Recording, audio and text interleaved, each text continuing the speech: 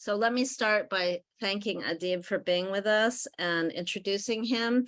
He is a queer Iranian American writer. His books have won several awards and accolades, such as the William C. Morris Award, the Asian Pacific American Award for Literature, a Boston Globe Horn Book Honor, a Stonewall Honor, and he has been named one of Time's 100, and Darius the Great, I believe, has been named one of the Time's 100 best young adult books of all time. I love that, all time. He grew up in Kansas City, Missouri, spent his summers with his extended family in Vancouver, Canada. And when he's not at his desk, you can find him playing his Fender Stratocaster, which is right behind him, working on his crossovers or trying to find decent poutine south of the 49th parallel. So thank you so much for being with us. I want to just make a little acknowledgement about the importance of Pride Month, because it does begin in the history of struggle and resistance to oppression. It literally commemorates the Stonewall Uprising of 1969 in New York, Greenwich Village, where gay, queer, trans folks were resisting police harassment. And there were others that even occurred before that. And I just learned today that Compton's cafeteria in San Francisco had similar kinds of incidents where there was uprisings and responses to police harassment. It's a celebration. Pride Month is a celebration of how far we have come, and yet it is also embedded in a history of resistance and oppression. And today we have to acknowledge that while we have come quite a long way, there are many people who are still struggling and resisting attempts to erase, minimize, and put back in the closet gay, queer, trans folks. And of course, some of the legislation that's been passed recently, which we'll talk about later, is some indicator of how uncomfortable some people are with the progress that has been made in our society. But today is also about celebration, and I want to celebrate Adib's contribution to making visible queerness and queer characters in literature for young adults. And I have a couple things to ask him, but I've asked him if he wouldn't mind reading a few passages from Darius the Great Is Not Okay. And then I'll ask him to read a little bit later as well. And we're conducting this sort of as a free-flowing conversation. I gave him some prompts, but I also want to invite people towards the end, if you have things you want to ask or engage with Adib about, we would love to have that be possible. So I'll try to minimize my long-windedness so that there's plenty of time for others to speak. So without further ado, Adib. Thank you. It's so great to be here. From Darius the Great Is Not Okay, I'm reading from toward the beginning of the book. This is where Darius is meeting his grandfather for the first time as he climbs the top of the roof to water some fig trees. And then Darius also meets his grandparents' neighbor, Sohrab. I cleared my throat and pushed my hair off my face. I had serious bedhead. It was one of the burdens of having Persian hair, even though I hadn't slept for that long. I thought, maybe what had felt like a few hours had actually been an entire day. Maybe it was already tomorrow. I tried to say hello, but my throat had closed off, and I made a sort of squeaking sound instead. It felt weird to speak, knowing he could hear me, knowing I could reach out and touch him if he ever came down from the roof. I guess I had pictured our first meeting a bit differently. Babu hoisted himself into the roof, teetering for a moment at the top, and I was convinced I was about to witness my grandfather plummet to his death off his own rooftop. Sohrab, he shouted. He was staring out into the garden, past the rows of herbs, toward a shed hidden behind a trellised kiwi tree. Persian children, even fractional ones, learn their fruit-bearing trees at an early age. There was a boy stringing a hose from the shed, unlooping and wrestling the knots and kinks out of it as he went. I had never seen the boy before. He looked about my age, which meant he couldn't be one of my cousins because they were all older than me. I glanced at Babu, who shouted, "Sohrab!" again, and then at the boy, who shouted back in Farsi, Babu swayed for a moment and then looked down at me, his eyebrows lifted. Hello, Daryush. I will be down soon. Go help Sohrab. Sohrab shouted back and then waved me over. The sun pressed against the back of my neck as I ran out to meet him, the rough stone of the patio giving way to scrubby grass and then back to stone again. It was warm against the soles of my feet. Sohrab was shorter than me, compact and lean. His black hair was cropped close, and he had the most elegant Persian nose of anyone I had ever met. He had brown eyes, just like me, but there was some light hidden behind them. It made me think maybe brown eyes weren't so boring after all. I said, hey. And then I realized that was quite possibly the most inane greeting in the history of American-Iranian relations. So I said, salam. Salam means peace. It's not a Farsi word, it's an Arabic one, but it's the standard greeting for most true Persians. Salam, Sohrab said. Kheli kami Farsi harf mizanam. I knew just enough Farsi to stutter that I barely knew how to speak Farsi. Sohrab's eyes crinkled up when he smiled. He almost looked like he was squinting. English is okay. Oh, good. I'm Darius, Babu's, Akabarami's grandson. From America. Sohrab nodded and handed me one of the knots he was working on. I held the hose as Sohrab took the end and wove it back through the loops. He had short, proportional fingers. I noticed them because I always thought my own fingers were weirdly long and skeletal. Sohrab shook the hose to loosen it. I grabbed another knot for him. Sohrab glanced at me and then back at his work. Are we related? I asked. It was an awkward but legitimate question for one Persian to ask another. I was related, distantly, to several Iranian families in Portland. It was usually through marriage, but I had a third cousin once removed in Portland too. When it comes to keeping track of our family trees, Persians are even more meticulous than hobbits, especially Persians living outside of Iran. Sohrab squinted at me and shrugged. I live close. It had never occurred to me that Mamu and Babu could have neighbors. I knew there was a whole city around them, but the other residents of Yazd had always been abstract. Even the photographs I had seen were usually devoid of human inhabitants. Mamu and Babu had always existed in their own cuboid universe, the two of them and the walls of the computer room around them. Sohrab pulled the last tangle out of the hose, and then before I could stop him, he pointed the sprayer toward me and squeezed the handle. I held up my hands and shouted, but the water just dribbled out. Sohrab laughed. I liked Sohrab's laugh. It was loose and free, like he didn't care who heard it. When he squeezed my shoulder, his hand was warm, even though he'd been handling the clammy hose. Sorry, Daryush, it's not on yet. I tried to glower at Sohrab, but it was impossible because he was squinting again, and I ended up laughing instead. I decided I liked Sohrab. I'll pause there because otherwise I'll just keep going forever, and then the night will while away, and no one will enjoy anything. You know, would have been really embarrassing if I had been muted this entire time. Oh, That's no. actually a recurring nightmare of mine. Yeah. Well, thank you for reading. And this is a good moment for me to ask a little bit about your own evolution as a writer. Why this novel I think is really interesting because not only does it cast Darius, also known as Daryush, in an American context, but it also presents him in an Iranian context, which is kind of a brave thing to do in a first YA novel, is like you're covering a lot of ground. And so I wonder if you could talk a little bit about, in particular, this character.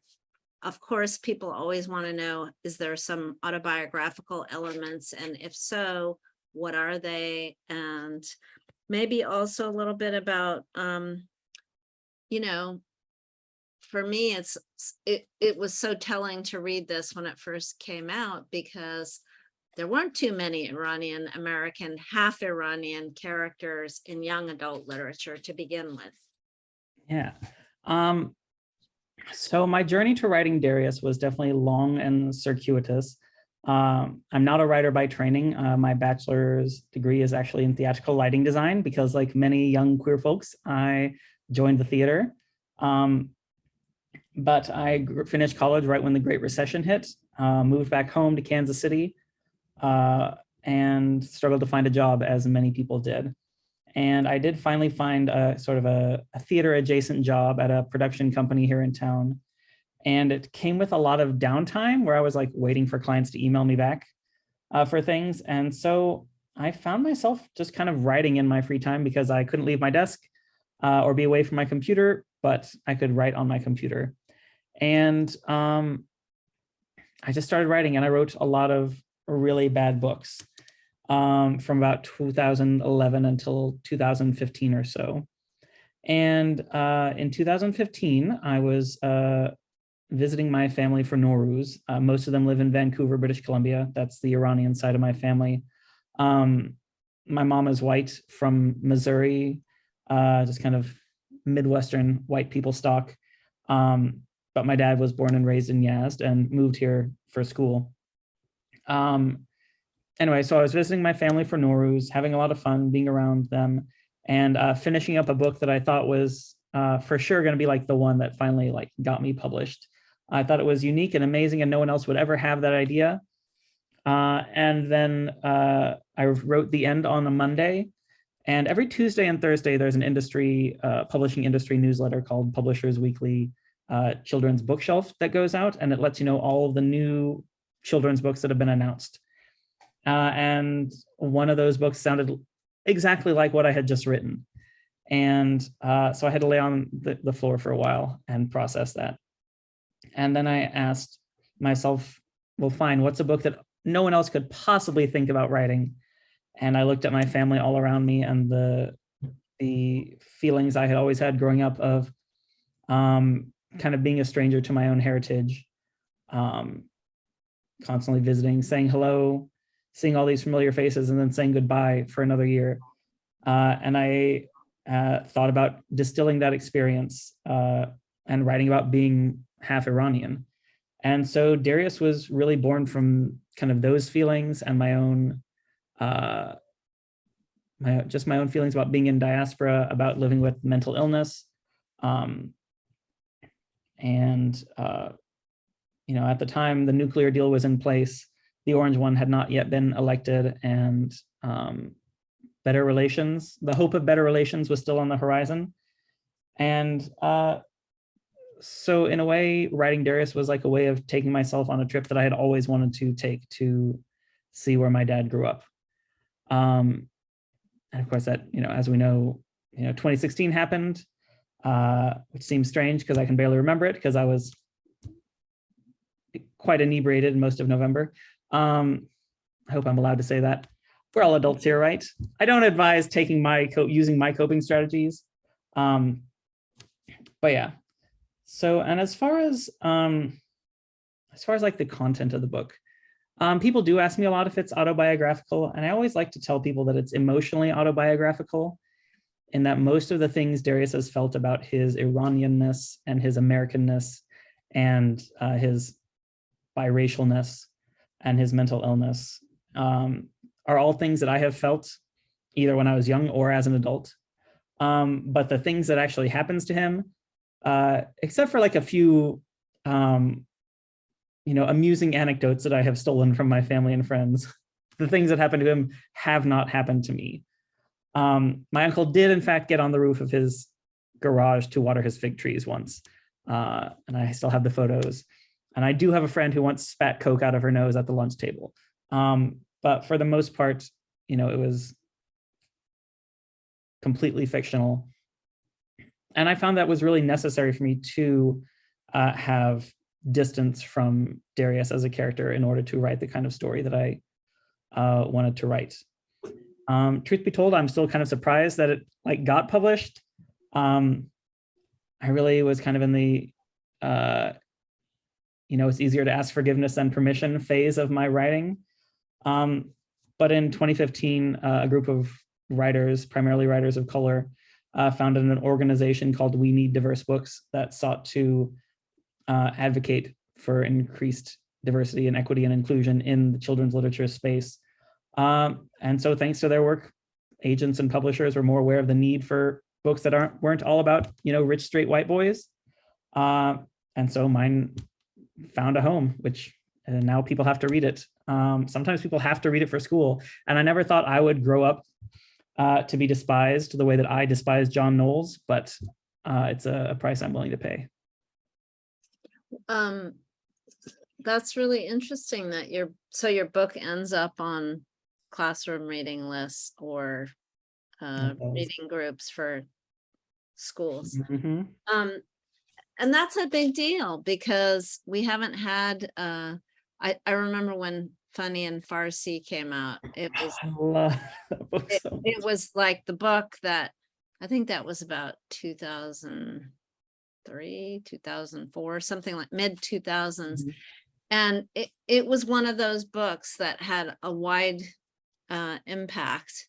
And part of it was that it was an antidote to the sort of negative news headlines that had been so pervasive for so long. And it was about a young person and a character in a family, right? That sort of, I mean, I hate to use that overused term humanize, but let's face it, this literature that like the one you're producing really enters a conversation about providing alternative perspectives and narratives. And especially I think for young people, it's really important. And I was wondering if you could talk a little bit about what you read when you were a kid that made you hungry to be able to write something like this. Well, it's bold of you to assume I did any of the assigned reading when I was in high school, because I remember definitely skimming a few things. Yeah, I mean, you know, I went to school here in Kansas City. Our curriculum was overwhelmingly about white boys or white men. I remember struggling through Rime of the Ancient Mariner and wondering what I, as a 14-year-old landlocked Iranian American, was supposed to take about the story about a crusty old man with a bird around his neck. We did read A Separate Piece, which is probably one of my least favorite books of all time. I've never been rich and I've never thrown anyone out of a tree. And I just, you know, at the time I was quite closeted, but, you know, looking back, it's like, make it gay, you coward, John Knowles. But he didn't. I remember we did read some Shakespeare, and I did, at least, I think, as a theater kid, I felt obligated to like Shakespeare. I didn't like all of it, but I liked some of the Shakespeare we read. But yeah, I think, you know, looking back on it, it's easy to see that the ways that I, like as a person, was erased from the media that I was consuming, not only in books, but also in television and movies. But I didn't like have the words to contextualize it until I got older and like realized, I think around when Funny and Farsi came out, that I was like, oh, I don't think I've ever read about another Iranian before or seen them except as like gas station owners and terrorists. And yeah, so for a long time, it just felt like there wasn't a home for Iranians in media. Which is why like the first several books that I wrote were about white people, because I was like, there's no Iranians in books, like there's just not. So yeah, I definitely, We Need Diverse Books changed a lot for me and for a lot of people. You know, when the anthology that I edited came out in 1999, I think it was like this thing. It was like a kind of, to use that term, coming out party. It was a coming out party for Iranians, that the idea that that there was a literature that was made visible, and it spoke to that experience of being in this country. It was in English, and that in some ways it identified some of the painful experiences that people had had that had sort of, they'd shut away for so long. And so I think it was very exciting for people to kind of see an identity that was made visible. And I wonder if you could talk a little bit about the queer aspect to your novels, because I think that's an important thing that we're trying to present here, which is that we want to celebrate all Iranians in our community, but also we want to make a space for the queer experience to be visible. And as you know, there's a lot of homophobia in our community as well. Yeah. I wish I could say that I did it intentionally and deliberately, but I think it really came about almost accidentally. When I was writing Darius, I hadn't gone in intending to write a young gay boy who was kind of coming to terms with his sexuality. I had been, I myself am gay, but it never occurred to me that Darius could be, until probably my second or third draft of the book. And I was like, oh, he's gay like me. But I was also very cognizant of there is a lot of homophobia in our community, but at the same time, there are so many loving and accepting Iranian parents who, just would shift the earth in its orbit for their children, no matter what. And so I was really uninterested in writing anything about coming out trauma or a forbidden romance in Iran. And so that just sort of got left subtextual for his first book. But I was very gratified to find that people seemed to get it. I think especially, white people definitely read it as it was a romance. And I think most brown immigrant people, most diaspora people, especially from Iran and Southwest Asia, really got that there's multiple things going on. One, Darius is queer. Two, he's outside of the United States in a culture that has different rules for how platonic affection can be expressed. And they really got how, confusing but liberating that could be in a way, just to see a different way for boys to be. And having, written that book, I found myself realizing that I didn't really want to write any books that didn't include, I hope I didn't use too many negatives just now. I wanted to make sure that every book I wrote included queer Iranians in some way, shape, or form. Because especially in writing for young people, I just don't want any young person to feel the way that I felt when I was young, that I was either not allowed to be in stories, or if I was only a villain.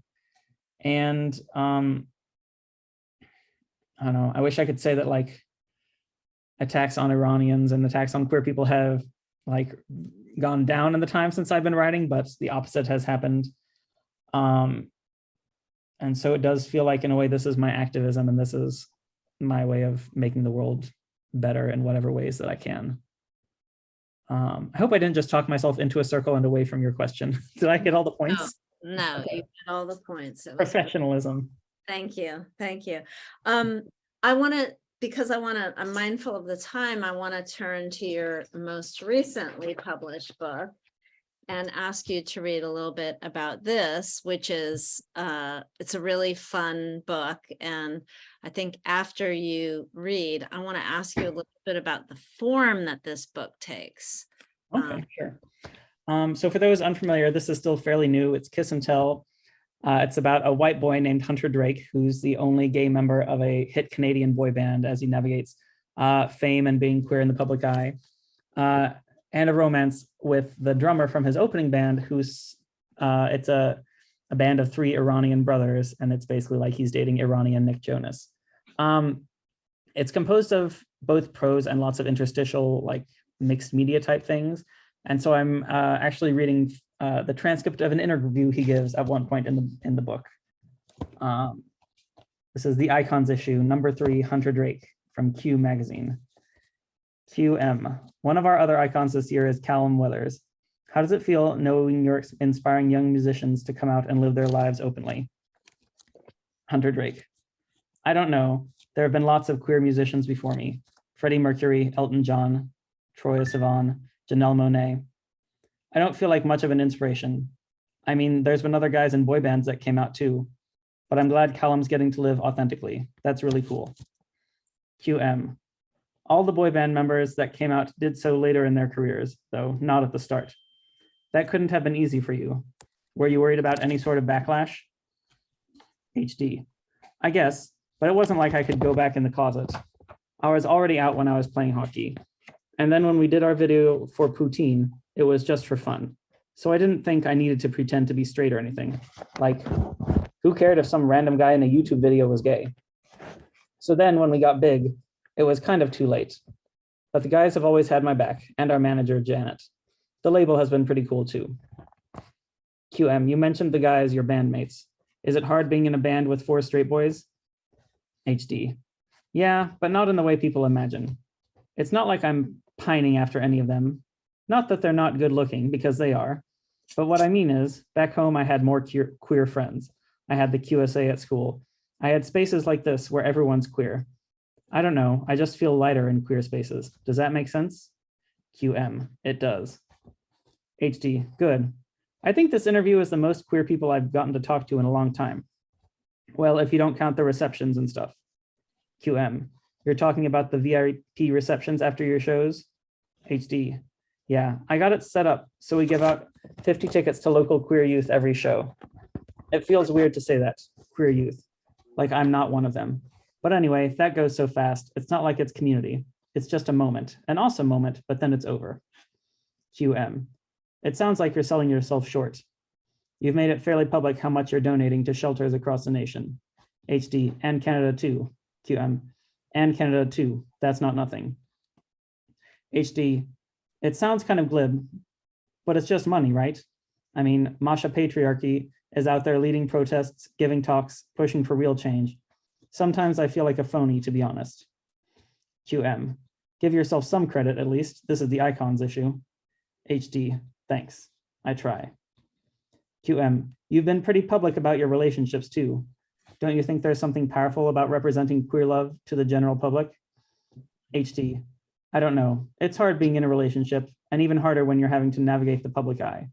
It takes a lot of work, a lot of communication, and that's not always easy with the spotlight on you. It's been pretty tough at times. QM, you're referring to your breakup with Ada Nightingale? HD, yeah. But even when we were dating, we stopped being people and became this idea instead. And that really messed with my head. Aiden's too, I think, but you'd have to ask him. Okay, I better stop there so we can get to more discussion. Yeah, thanks. I was struck when I was reading Kiss and Tell that like this is Adib living out his fantasy of participating in a boy band, but it had this great head of hair when I was a teenager. Oh my gosh, it would have been perfect for a boy band. Yeah. Then it all fell out, like all the men in my family.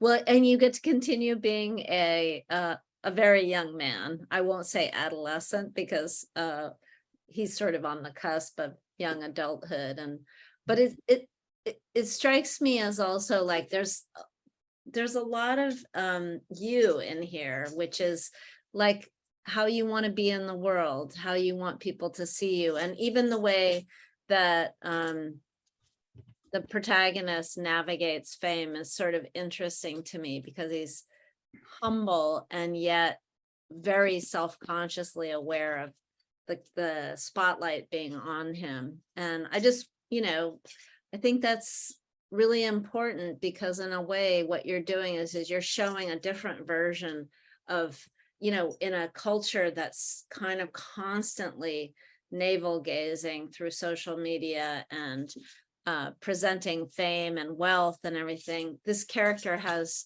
a soft side, I think, and a kind of tender feeling about the world around him. So I was really enjoying that, and also enjoying the fact that like this is a much more out, if you will, novel in a way. I have to confess I didn't read the second Darius book, so that's okay.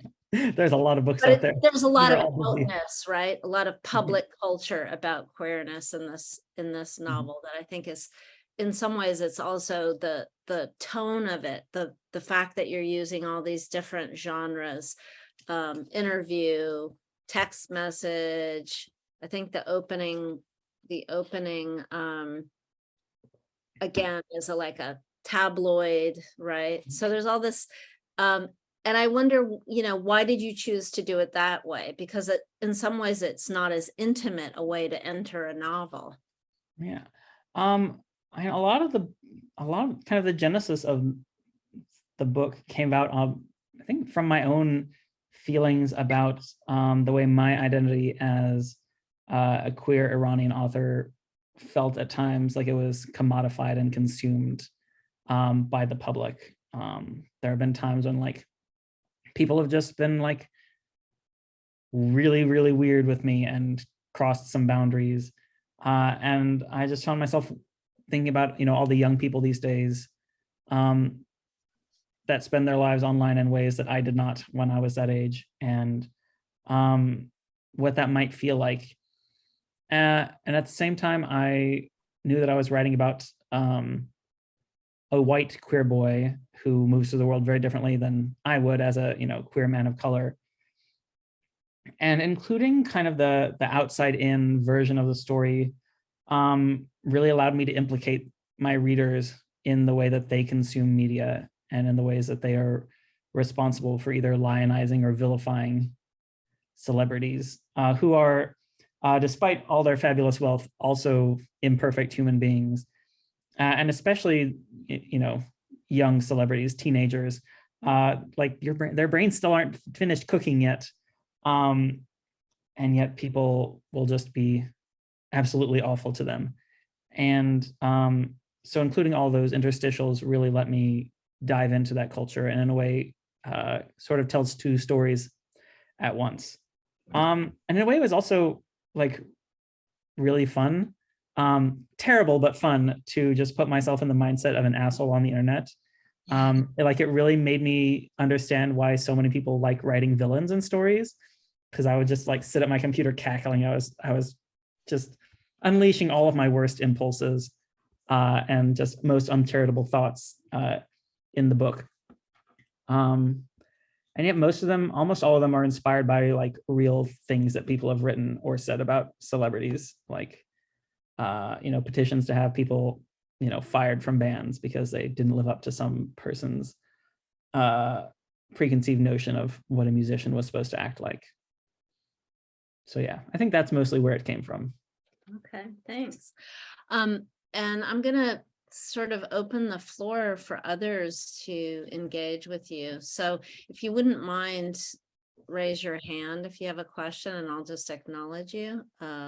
It's about 5:15, and so I don't want to talk too much so others can speak. So if you do want to ask a question or a comment, please dive away.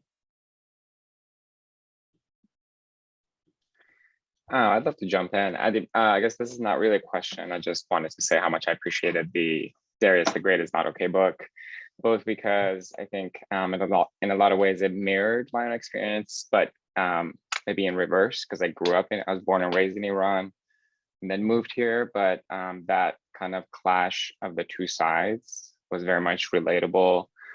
And then of course, I myself, a few years after moving here and going through the immigration experience, started to discover my sexuality.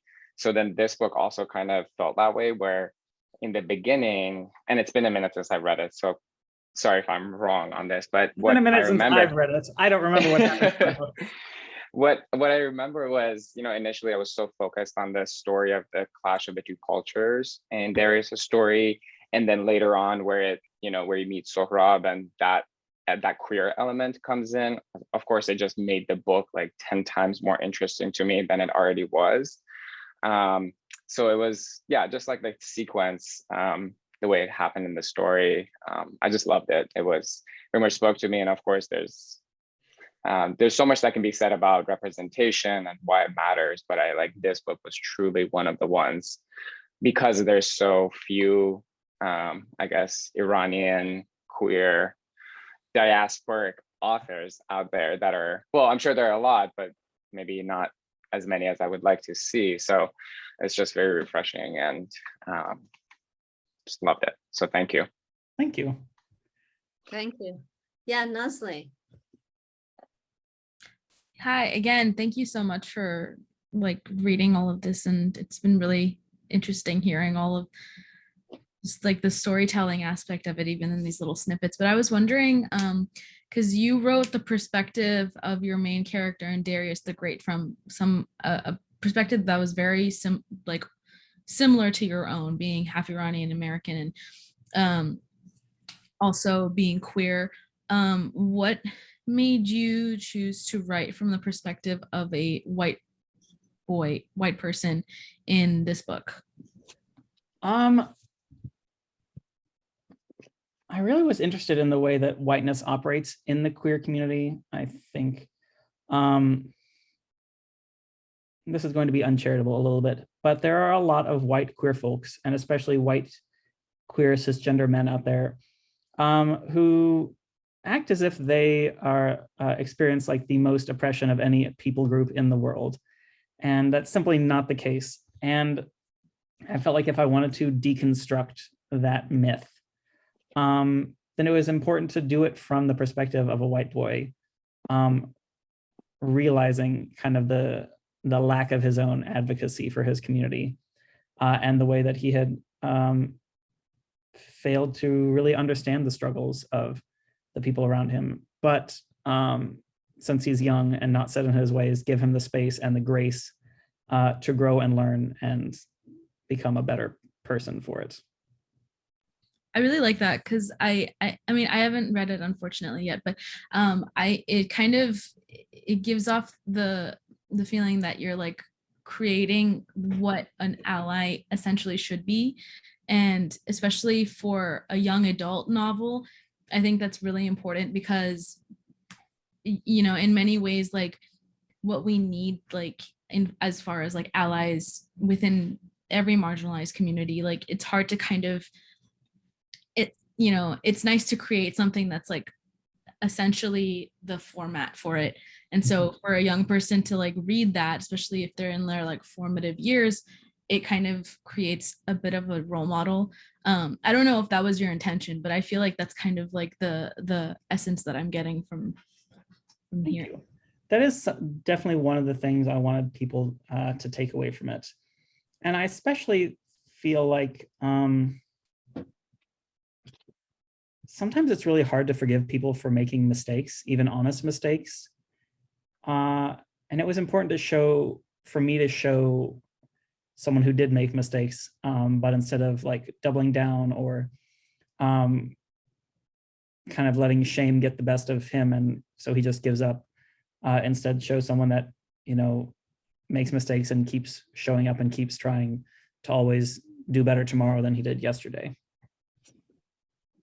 I wonder if I could just follow this conversation a little bit, because one of the other things that I saw in Darius the Great, that I see also in Kiss and Tells, sort of rethinking some of the ways in which we sometimes have stereotypes about gay people, about men, about masculine interactions.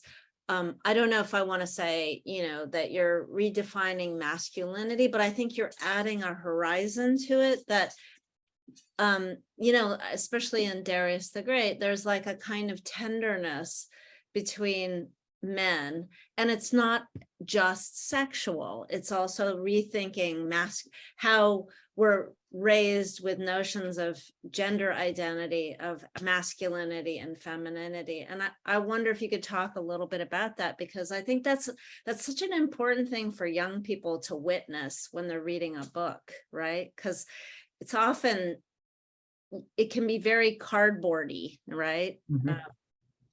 Yeah, I think deconstructing toxic masculinity is, I think, one of my biggest concerns as an artist.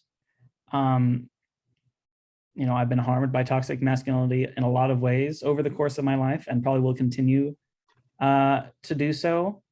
And so writing about people challenging it is very fulfilling to me. And I think as writers, we exist in this liminal space where, you know, with every word we're choosing whether to depict the world as it is or the world as we wish it to be. And I think when it comes particularly to masculinity, I try to lean in heavily into the world as I wish it could be. If that makes any sort of sense, or I'm just flattering. Makes a lot of sense. And I think it makes a lot of sense to want to give that to younger people too, because I think, you know, we are at this very critical point in the world where we see a lot of those institutions that have produced some of that, you know, toxic masculinity and arrogance, you know, they're imperiling the world, right? So I think it's a healthy thing to offer an alternative. And I don't even think it's so far-fetched, right? It's not a, speculative fiction. It's like, in between people, right? So, any Um, other, sorry, go ahead. Versus, I was just gonna say, yeah, you raised such a good point, because I think that concept of the intimacy that exists between Iranian men is, of course, especially for somebody who grew up there, was so common and so commonplace. And then masculinity, its definition changed when I came here, and that the way masculinity operates in Iran, when sometimes it feels like it has such rigid, like it's such a strict box, but then it also exists in the same world as these like intimate moments of, oh, like men kiss on the cheek. Like there are men in the family that you kiss on the cheek, when there are women in the family that you would never. And so this concept, this like mix of masculinity, has been so hard to, I guess, explain to non-Iranians. I know some other cultures have it, but especially to Americans, and especially to white native-born Americans, it's so hard to describe and explain. But I think you did such a good job in the book, just through the storytelling, showing that. I think Persis, I'm not sure what words you use, but just that in between, there's that intimacy, but it's not sexual, but there's, so it's just, so you showed that complexity really, really beautifully. Thank you. I agree. And I was going to ask you, because you spoke about some of the dynamics, especially with cisgender gay men.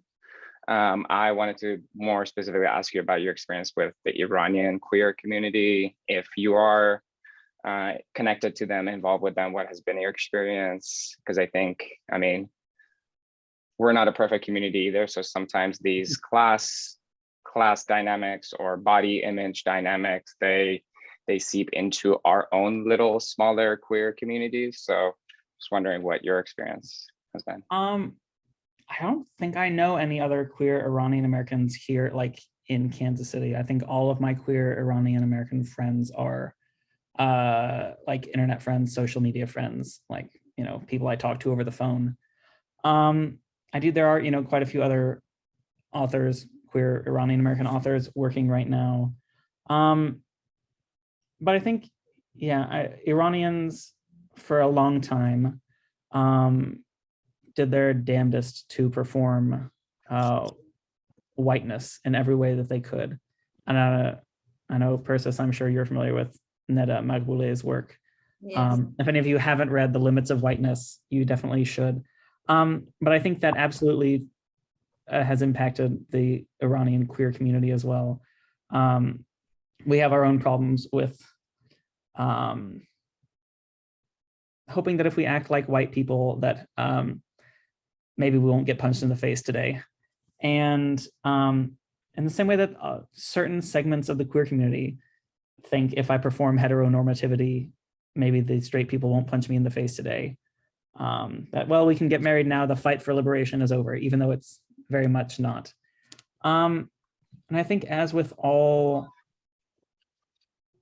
things, growth only happens when you decenter yourself. And I think that's a struggle that a lot of our community is going through right now. And at the same time, there are amazing advocates for a more liberatory Iranian queerness. The Center's Del Badel podcast had several on for some queer-centered episodes a while back. And so, yeah, like there is definitely work to be done. But we're doing the work, and we're all here doing some work tonight. So as frustrating as it is, I think I do have a little bit of hope for the future. Me too. Okay. I hope that was useful and not just like it was. No, circular. I mean, I'm always worried that I'm talking myself into a loop.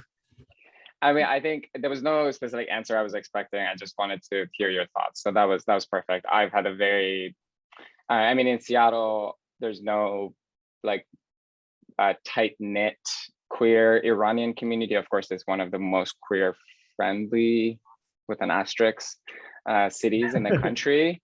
But it's also a heavily majority white queer population. So that there's a lot of dynamics that play here, but similar to a lot of my Iranian queer connections are virtual, are through, you know, Instagram or events I've done or organizations I've worked with. I got to connect with Raha International, which is an LA-based Iranian queer organization. I participated they had a few different programs during World Pride in New York.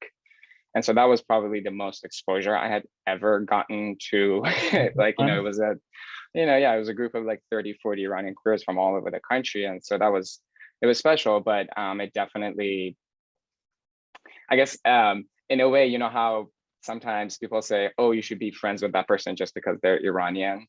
And that doesn't always work. That's not the only characteristic that I look for in a friend. Similar to that with the gay community. Lots of, you know, people who kind of see eye to eye, have had similar experiences with me, but I also, especially when it comes to like body image, that is just such a heavily, like that is one of the biggest things our little community has taken on from the larger gay community. So just image, you know, so. Yeah, that's true. Thanks for sharing. I have found a lot of solidarity with other queer diaspora communities, not just Iranians, but just other BIPOC queer folks. Like those are my people. Yeah, exactly.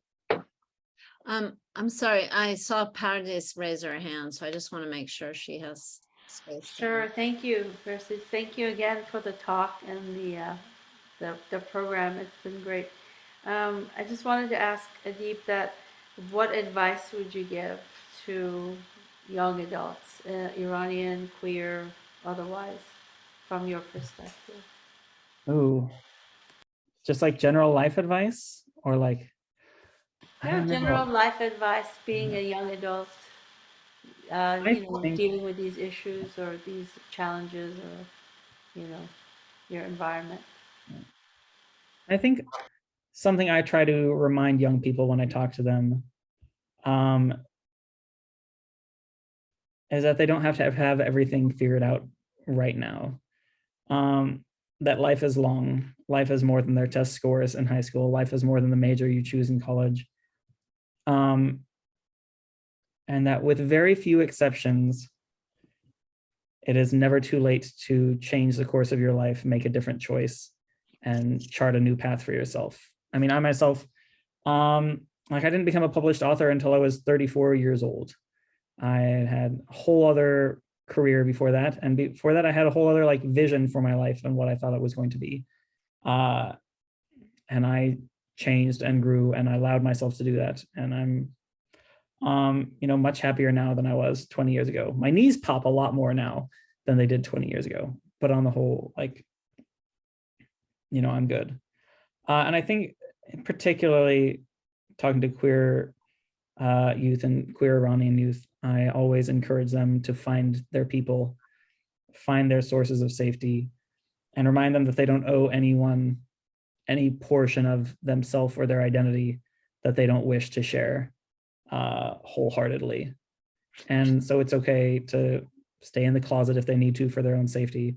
It is okay to perform whiteness for their own safety if they need to, because there will always be time to be out later.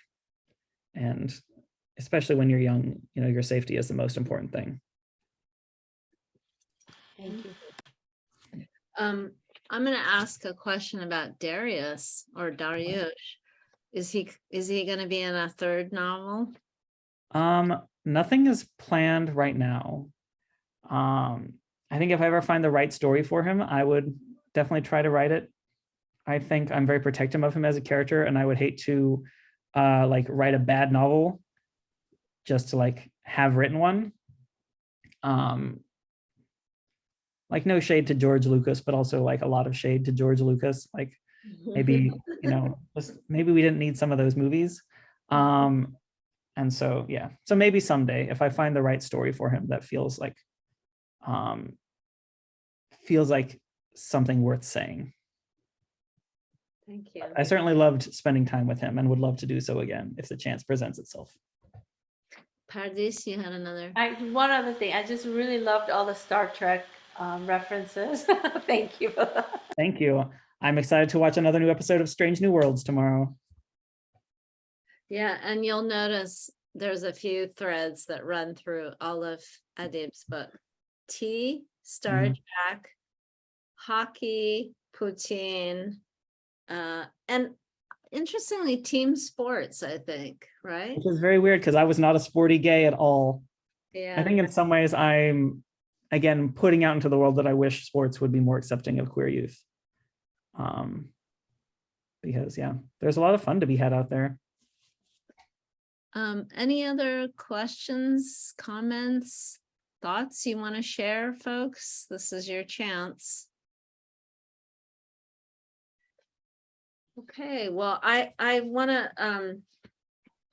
to stress that it's really important to support our authors, especially people who are putting things into the world that we know young people are hungry for. So these two books are available and hot off the press, Kiss and Tell, which is a really fun book. And then also, if you don't know, Adib wrote a children's Nowruz book called Seven Special Somethings. Yes, Yeah. thank you. Came prepared with my visual aids. I want to thank you so much for your integrity and your goodness, and that it comes through in the work that you're doing, but also it's so nice to be engaged with you. And I also, as a fellow half Iranian, want to say that that's an important perspective, because we do our own navigation of trying to fit in and realizing that we belong to more than one world. And so for me, that also resonated in your books, that it's not always obvious to other people that just because your name's Iranian and you might look Iranian, you have your own struggles with fitting in and feeling a sense of belonging. So thank you so much for all your good work and for your interest in showing up to the center so frequently for things. I have to thank you and the center for being here. I first started getting to connect during the pandemic, and I cannot tell you what a balm it was to just talk with other Iranians over Zoom once a month, at a time when I was feeling particularly isolated from my community. So I thank you for that, and thank you for giving me a home here. You're so welcome. And thank you all for coming, and Thank you. stay tuned. I have a little piece of good news, which is that the supervisor Asha Safai, who's from District 11 in San Francisco, gave us a proclamation for Pride Month out in the diaspora, and we posted it on our Instagram, but they called me recently and said that we want to acknowledge you at our supervisors meeting, because we like to recognize organizations that are doing important things to recognize others in the gay, queer, trans community. So we're going to be shouted out at the supervisors meeting. And it makes me happy because I see a lot of people respond to the work that we're doing to acknowledge queer folks. And I thank Ariana for all the good work she's done. She's our social media manager.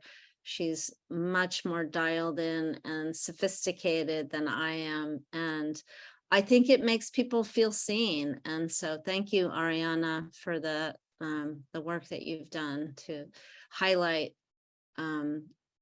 the queer folks in our community. And I think representation, as you know, really matters. It matters so deeply in this society, but it really matters for young people. So thanks to all of you for supporting Adib's work and for supporting our brothers and sisters in the queer context in which they reside. And Danielle, I'm so glad to see you here.